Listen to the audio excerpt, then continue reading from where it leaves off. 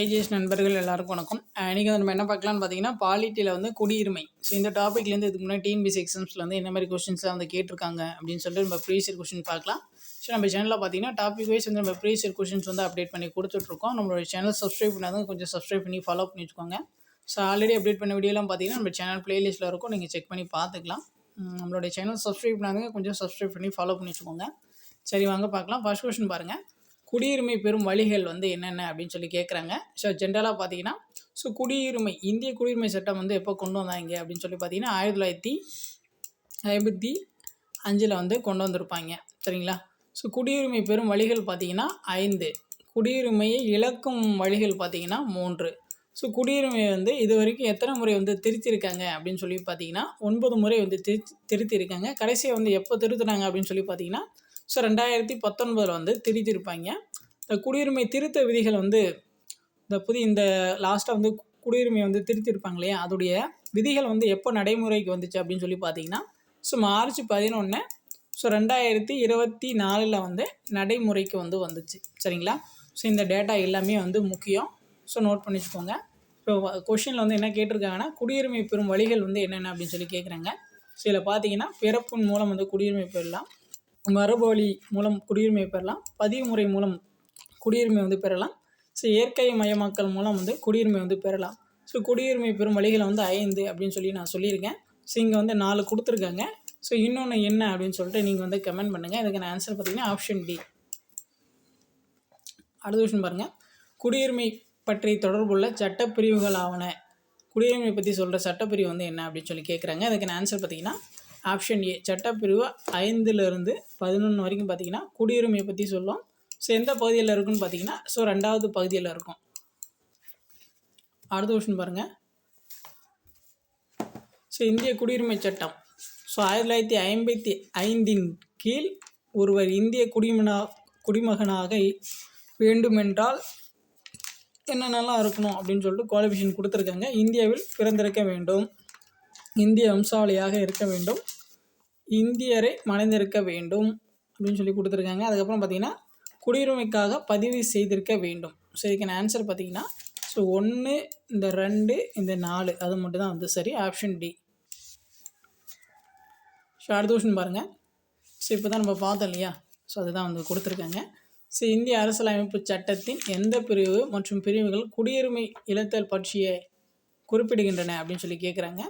குடியுரிமை இழத்தல். ஸோ குடியுரிமை பற்றி சொல்கிற ஆர்டிகல் வந்து நமக்கு தெரியும். பிரிவு 2 சட்டப்பிரிவு பார்த்தீங்கன்னா 5லேருந்து 11 வரைக்கும். அடுத்து பாருங்கள். கீழ்கண்டவற்றில் எந்த ஒன்று இந்திய குடியுரிமையை பெரும் வழிகள் அல்ல அப்படின்னு சொல்லி கேட்குறாங்க. ஸோ இதுக்கான ஆன்சர் பார்த்தீங்கன்னா ஆப்ஷன் ஏ. சொத்துரிமை பெறுவதன் மூலம் அதுதான் வந்து தப்பாக இருக்குது. மற்றதெல்லாம் பார்த்துக்கோங்க. ஸோ வம்சாவளி மூலம், பிறப்பின் மூலம், இயல்பு குடியுரிமை மூலம், ஸோ இது மூலம்லாம் வந்து நம்ம குடியுரிமை வந்து பெறலாம். ஸோ ஃபஸ்ட்டு ஆப்ஷன் ஏ படி வந்து பெற முடியாது. அடுத்த கொஸ்டின் பாருங்கள். பெண் வருவனவற்றுள் எது ஆர்டிஐ சட்டம் குறித்தான சரியான கூற்றாகும் அப்படின்னு சொல்லி கேட்குறாங்க. ஸோ இதில் பார்த்தீங்கன்னா எது சரின்னா 2வது பாயிண்ட் மட்டும்தான் சரி. சரிங்களா? இலவச மற்றும் கட்டாய கல்விக்கான குழந்தைகளின் உரிமை. ஸோ இது ஆர்டிஇ சட்டம் வந்து எப்போ கொண்டு வந்திருப்பாங்க, ரைட் டு எஜுகேஷன். ஸோ இந்த ஆக்ட் வந்து எப்போ கொண்டு வந்திருப்பாங்கன்னா 2009 வந்து கொண்டு வந்திருப்பாங்க. தொடக்க கல்வி பெறும் உரிமை பற்றி சொல்கிற ஆர்டிகல் பார்த்தீங்கன்னா ஸோ 21A. அடுத்து பாருங்கள். நவீன மக்களாட்சி நாட்டில் குடியுரிமை என்பது வந்து என்ன அப்படின்னு சொல்லி கேட்குறாங்க. அதுக்கான ஆன்சர் ஆப்ஷன் சி. நாடாளுமன்ற சட்ட உரிமை. அடுத்த கொஸ்டின் பாருங்கள். ஸோ திரும்ப அதே தான் கேட்குறாங்க. குடியுரிமை பற்றி சொல்கிற ஆர்டிக்கல் எந்த பகுதி அப்படின்னு சொல்லிட்டு. ஸோ 5லேருந்து 11 பகுதி 2. அடுத்து பாருங்கள். குடியுரிமை பெறுவது அல்லது நீக்கம் செய்வது என்னும் பாராளுமன்றத்தின் அதிகாரமானது. இதை பற்றி சொல்கிற ஆர்டிக்கல் வந்து என்ன அப்படின்னு சொல்லி கேட்குறாங்க. குடியுரிமை பெறுவது அல்லது நீக்கம் செய்வது, அதுக்கான ரைட்ஸ் பார்த்தீங்கன்னா பாராளுமன்றத்துக்கு இருக்குது அப்படின்னு சொல்லியிருக்காங்க. ஸோ அதை பற்றி சொல்கிற ஆர்டிக்கல் வந்து என்ன அப்படின்னு சொல்லி தான் கேட்டிருக்காங்க. Option C. ஆர்டிக்கல் 11. அடுத்து பாருங்கள். ஸோ இந்திய அரசியலமைப்பின் எந்த பகுதி குடியுரிமை பற்றி கூறுகிறது? பகுதி 2. அடுத்து பாருங்கள். பின்வரும் கூற்றுகள் குடிமக்கள் யார் என்பதில் தவறான கூற்றை காட்டுக அப்படின்னு சொல்லி கேட்குறாங்க. ஸோ இதில் வந்து எது தப்பாக இருக்குது அப்படின்னு சொல்லி பார்த்தீங்கன்னா 3வது மட்டும் வந்து தப்பாக இருக்குது. மற்ற 2ம் பாருங்கள்.